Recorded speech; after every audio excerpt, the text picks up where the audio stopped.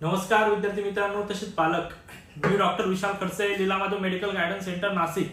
विद्यार्थी मित्रांनो, तुम्ही जर हा आपला व्हिडिओ फर्स्ट टाइम किंवा पहिल्यांदा जर बघत असाल तर चॅनलला नक्की सबस्क्राइब करून ठेवा, जेणेकरून जी काही महत्त्वपूर्ण अपडेट असेल ही तुमच्यापर्यंत पोहोचेल। ओके।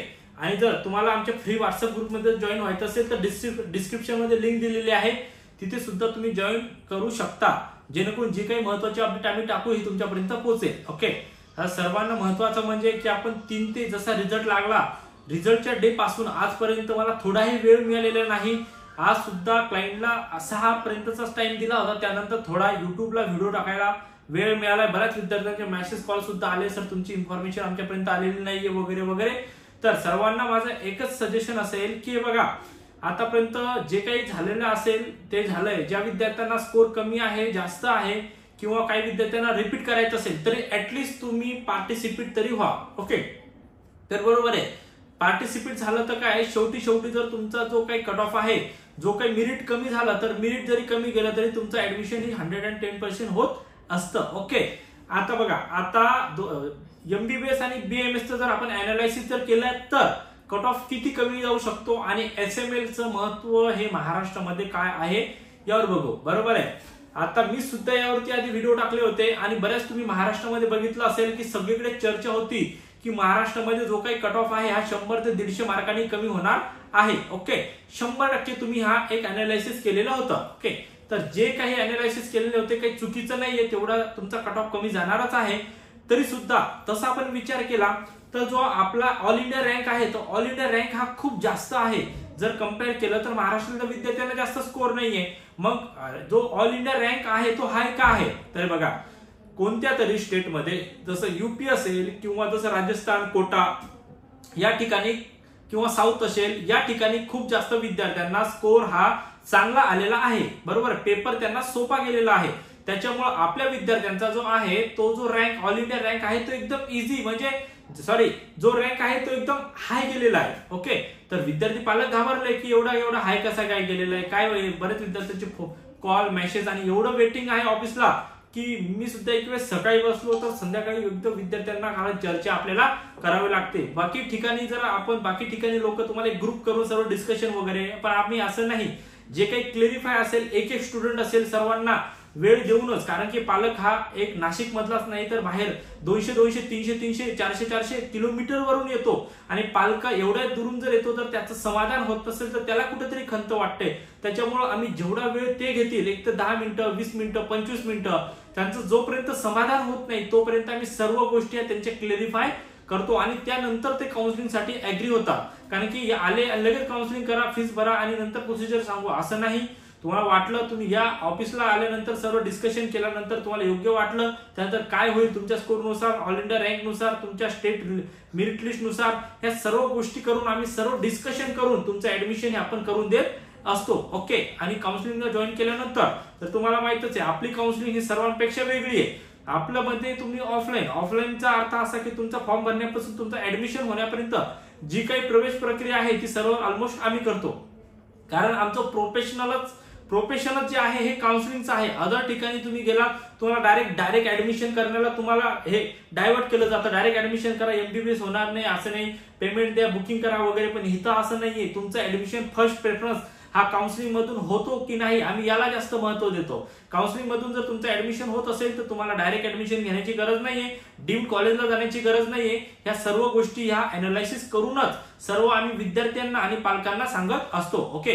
तर हा एक फायदा असतो आमच्याकडे येण्याचा की ज्या काय आहे ते रूल्स रेग्युलेशन मधून ऍडमिशन होईल, प्रॉपरली ऍडमिशन होईल, जे काही तुम्हाला गायडन्स पाहिजे ते सर्व व्यवस्थित होईल आणि तुमच्या कोर्सनुसार तुमचं ऍडमिशन तुमच्या नीटच्या स्कोरनुसार तुमचं ऍडमिशन हे कोणत्या स्कोरला होईल हे सर्व गोष्टी आपण कोणत्या कोर्सला होईल हे सर्व आपण सांगत असतो। ओके।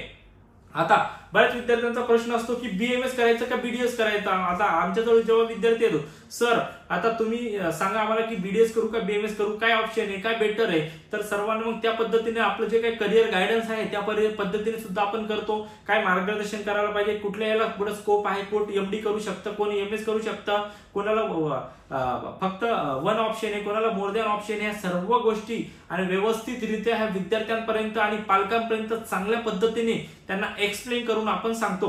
कारण की विद्यार्थी आणि पालक जरी कितीही जरी एज्युकेटेड असेल तरी सुद्धा या क्षेत्रात तो कुठेतरी कमी पडतो आणि या क्षेत्रामध्ये खूप कमी नॉलेज असल्यामुळं त्यांना काही काउन्सिलरची गरज असते. मग जर काउन्सिलर जर व्यवस्थित मिळाला तर त्यांना हे कोणतीही गरज पडत नाही.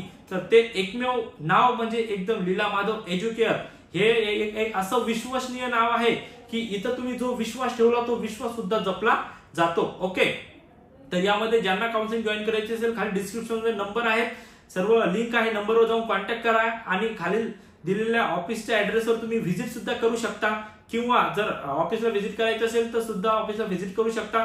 ऑफलाईनला व्हिजिट करायची कुठल्याही प्रकारचे आम्ही चार्ज आकारत नाही. जर काउन्सिलिंग जॉईन करायची तर चार्ज आकारत असतो. ओके, आणि तो दुसरा प्रश्न म्हणजे अनालिसिस जर आपण केलं तर आतापर्यंत आमच्याकडे किती विद्यार्थी येऊन गेले, काय स्कोरचे असेल त्यावर मी थोडस एक हे करतो. ओके, माझ्याकडे हायेस्ट विद्यार्थी जी आहे ती 571 ची आहे, जी की मागच्या वर्षी सुद्धा आमच्याकडे रिपीट केलेली होती आणि त्या मुलीने सुद्धा जिद्दीने सुद्धा चांगला स्कोर आणला. मागच्या वर्षी सुद्धा 591 होता, तर या वर्षी सुद्धा तिचा 571 ची विद्यार्थीनी हायेस्ट आहे. आणि जास्तीत जास्त रेंज जर विद्यार्थ्यांची धरली तर एक 300 ते 400 यामध्ये खूप जास्त विद्यार्थी आहेत आणि 400 ते 500च्या मध्ये सुद्धा एक कमीत कमी विद्यार्थी आहेत. पण जो काय अनालिसिस आपण केला होता तो काय अनालिसिस 100% तोच असेल. जसं सेमीला आपण विचार केला 587 ला वगैरे मागच्या वर्षी अलॉटेड सीट झालेली होती, ते 100 मार्कांनी जरी आपण हे केलं तर 100% 100 मार्कांनी ही सेमीला यावर्षी अलॉट होईल. कारण की रँक जरी हाय गेला तर रँक घाबरून चालत नाही, रँक जरी हाय गेला तरी काही घाबरू नका. ओके, आपल्या सर्व गोष्टी ह्या एसएमएल वर डिपेंड असतात.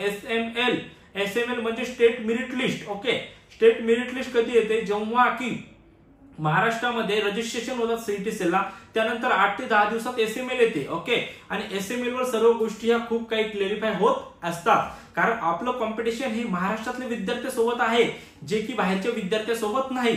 आता जर ऑल इंडिया रँक तुमचा हाय आहे, बरेच विद्यार्थी पालक घाबरले, परत रिपीटला गेले, तसं करू नका. ऍटलीस्ट पार्टिसिपेट व्हा, जेणेकरून सर्व गोष्टी ह्या व्यवस्थित होतील. आणि मी आताही तुम्हाला सांगितलंय की आपलं कॉम्पिटिशन हे महाराष्ट्रातल्या विद्यार्थ्यांसोबत आहे, जे की बाहेरच्या विद्यार्थ्यांसोबत नाही.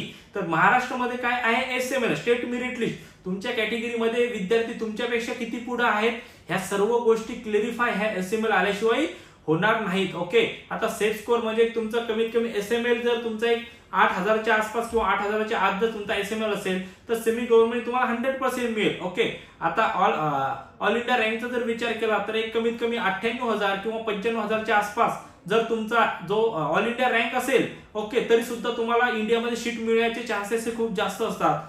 याच पद्धतीने अनालिसिस होईल, 100% कट ऑफ सुद्धा कमी जाईल आणि त्याच पद्धतीने आहे, घाबरून जाण्याची काही गरज नाहीये.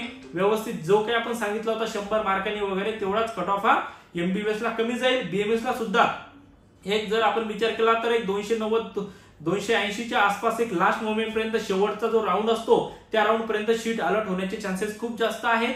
ओके, जर या पद्धतीने सर्व आहे, कोण्या विद्यार्थ्याला जर एमबीबीएस करायचंय, बजेट कमी आहे, 144 प्लस मार्क्स आहेत, नेपाळला करायचं आहे, नेपाळ सुद्धा कमीत कमी बजेटमध्ये ऍडमिशन होते चांगल्या कॉलेजला, किंवा 250 प्लस मार्क्स आहेत आणि पण एमबीबीएस करायचंय प्लस कमी बजेट आहे, यूपी स्टेट चालेल तर यूपी मध्ये सुद्धा कमीत कमी फी मध्ये तुमचं ऍडमिशन हे होत असते, जिथे की कोणत्याही पद्धतीचं डोनेशन वगैरे नसतं.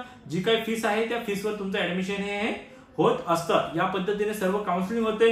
कारण की आता वेळ मिळाला म्हणून मी युट्यूबचा व्हिडिओ टाकला आहे.